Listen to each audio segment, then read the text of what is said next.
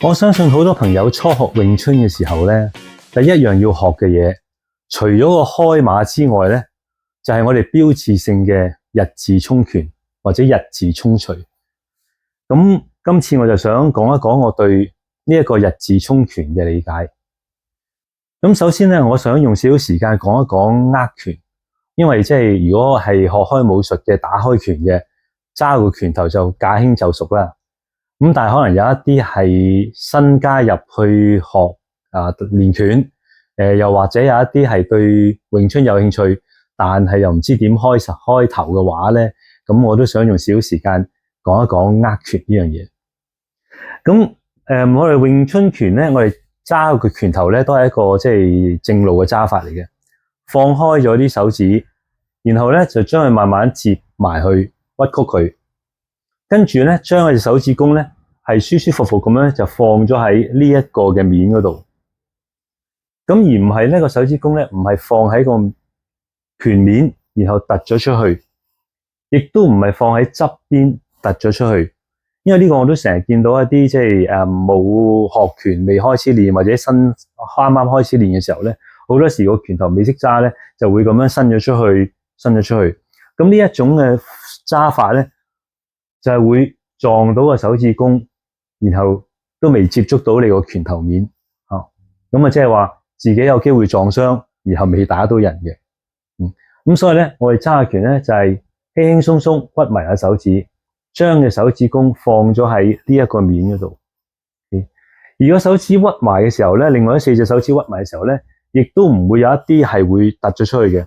譬如伸咗個食指出嚟，變咗個鳳眼拳啦，甚至乎有啲係即係中間呢啲伸咗出去，呢啲係唔同拳種佢哋嘅揸拳嘅方法，有佢哋自己嘅道理、自己嘅練法。隻手指公亦都唔係咪咗喺上面呢個位，好似變咗一個風眼拳嘅一種嘅揸法。咁啊拳頭亦都唔會放鬆咗，變咗半握，好似八極掌咁啊，或者揸到鬆啊咁樣。咁而係屈埋去隻手指揸咗落去呢度。咁然後咧，你個感覺個拳頭係有力咁握住嘅。咁呢個就係揸拳頭嘅方法。第二樣嘢咧就係日字衝拳，佢嘅拳打出嚟嘅時候咧係正面打出去，而唔係其他嘅拳種係打橫打出去。有啲拳係會打橫打出去。咁詠春拳嘅拳頭咧就係打直打出去，而形成咗一個日字，中國字嘅日字。咁日字衝拳咧，亦都係佢個接觸面咧，就會係成個日字去接觸到嗰個攻擊嘅目標，即係打出去嘅時候咧係成個接觸到，所以握個拳頭打出去嘅時候咧，唔會個拳頭耷低咗，呢種情況就會手指食指接觸到個攻擊點先。咁呢個亦都係就係打出去冇力，因為得一隻手指去出去。第二咧，亦都有機會撞傷你嘅食指。咁打出去嘅時候，然後先至接觸到，咁你首先會撞到個手指先。咁同樣亦都唔會翹起咗出去嘅時候咧，係個手指尾掂咗先，一樣係有機會會撞到個手指尾啦，撞傷啦，亦都係打出去嘅拳咧係冇乜力嘅。你手指尾掂咗，然後個接觸面先至個平面先至打出去。咁呢個喺詠春個直拳打出去個手法咧，個拳頭一定係平面打出去，就唔係手指尾掂先或者手指公掂先。咁另外其他嘅拳種又可能唔同，因為佢可能係揼落去啊，或者係唔同嘅角度打出去，咁有佢唔同嘅拳理。但係詠春拳咧係直打出去，係個日字打出去，個接觸面成個日字接觸出去。咁呢個就係我哋握拳同埋出拳嘅方向。咁第三樣嘢咧就係嗰個最大嘅重點，就係出拳嘅軌道嘅軌跡。我哋開個馬嘅時候係咁樣，個拳咧係打橫咗，即係個日字係瞓低咗。咁由個瞓低咗個日字出去嘅時候，變做一個正宗嘅日字。咁呢一個轉變呢個轉化係點樣走出去嘅咧？咁呢個咧就係廣州詠春有自己嘅一個嘅特色喺度。咁首先我哋打出去嘅時候咧，唔係話轉咗去打直咗個日字，然後先至打出去。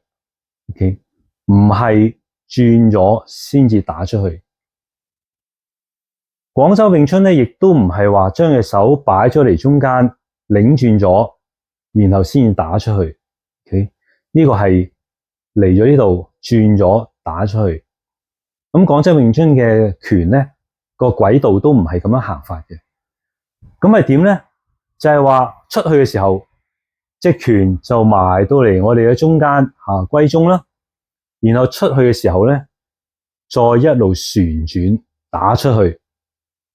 咁呢個咧就體驗咗廣州詠春有一個叫旋轉嘅勁力喺度，係埋嚟一路，即係佢個軌跡係一個順滑嘅軌跡，一路咁樣出去。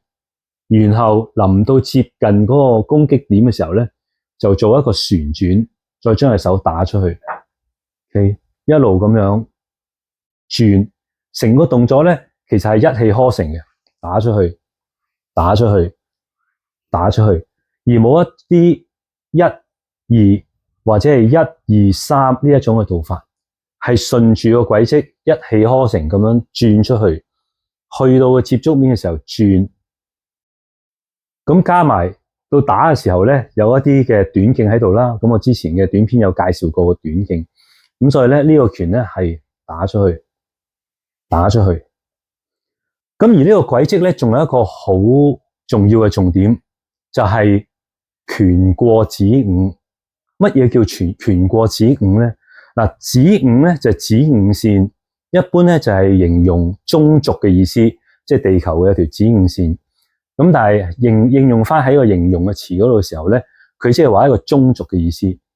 廣州詠春出拳咧係有個拳理叫拳過子午，就係話我哋出嘅拳嘅時候咧係會過咗條中間線，然後先至出嘅。咁呢個喺我之前介紹連環衝拳嘅時候咧，亦都講過拳過子午呢個用語，就係拳出嘅時候咧，係會過咗中線，然後先至打出去正中嗰個直線嗰度。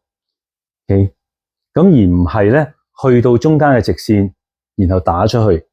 OK， 咁你睇下個分別就係呢個係打直打出去，呢個係過咗個子午線，過咗個中線，然後先至向中間打出去。咁點解我哋隻拳會咁樣打咧？點解要拳過子午咧？咁我就嘗試下解釋一下。好，麻煩你借手洗一洗。嗱，假設呢一個係對方，即係大家練習嘅時候，對方嘅手右手，我用右手打出去嚟做個示範。佢嘅右手打出去，好。如果嗰隻拳係喺我連環衝錘嗰陣時介紹過，係喺側邊呢度打出去嘅話咧，形成一個三角形嘅斜線啦，即係打出去三角形斜線。咁對方咧，亦都係右手嘅時候，佢都係咁樣打過嚟。個結果就係點樣咧？佢出一拳過嚟，佢對住我中間線打啦，中線打，我亦都對住佢中線打。好，咁嘅時候咧，就係一人一拳，我哋叫做搏拳，即係大家搏一搏。力大者勝或者體質好嘅者，即係抵受到打擊嘅咁個贏。咁呢個咧就係一人一拳搏拳，50-50 ，OK， 大家都係咁樣打出去。好啦，所以呢個咧就理論上唔係最好嘅打法，係咪？即係打交梗係最好唔好俾人打到啦，一下都嫌多。所以呢一個咧就係一種情況。好啦，咁啊第二種啦，就係話既然係咁，我哋詠春打中線啊嘛，我隻拳頭嚟咗中間打出去，咁又如何咧？咁對方又係佢又喺中間打，我喺中間打，結果咧撞拳，拳頭撞拳頭，咁呢個就唔係好似電影電視劇咁樣撞咗之後咧就嘭咁樣彈開，你睇下邊個功力好。其實唔係呢個咁樣撞嘅時候咧，其實如果冇特別去練呢一種打落去一啲凹凸面嗰度，因為大家嘅拳係凹凸噶嘛，咁咧呢個咧係雙拳頭嘅嚇，亦都有可能咧都係力大者勝，力大者勝都係互相衝擊。咁但係結論都係話你都係打唔到對方，大家只不過係互相擋咗一拳嚇，你打唔到佢，佢打唔到你，都係一個50-50，同呢個一樣，佢打到你一拳，你打翻佢一拳，呢個咧就大家都擋咗嚇，但係就大家都打唔到大家。咁我哋廣州詠春拳過指五就會點咧？當對方嘅手打過嚟嘅時候，我隻拳係會過咗條中間線，然後先至打翻去中間。個軌跡就係打咗過去，再打去中間。呢一種情況咧，就會截擊咗對手嘅拳，同埋將佢嘅手咧射咗去側邊。OK， 就係話佢打過嚟嘅時候，我拳過咗中線，過咗指五線，然後再搶翻條中線打過去，就會將佢呢隻手咧射咗去旁邊。咁呢個就係即係展現咗嗰個嘅分別喺度。咁各有所長啦嚇，即係當然就係快啊、力大啊、有個抗打嘅能力啊，咁咧即係呢一啲拳、呢一啲嘅走法，亦都有佢嘅道理喺度嘅。咁只不過我所學嘅呢一門詠春咧，我哋嘅拳咧就係過咗指五再打出去，過咗指五線再打出去。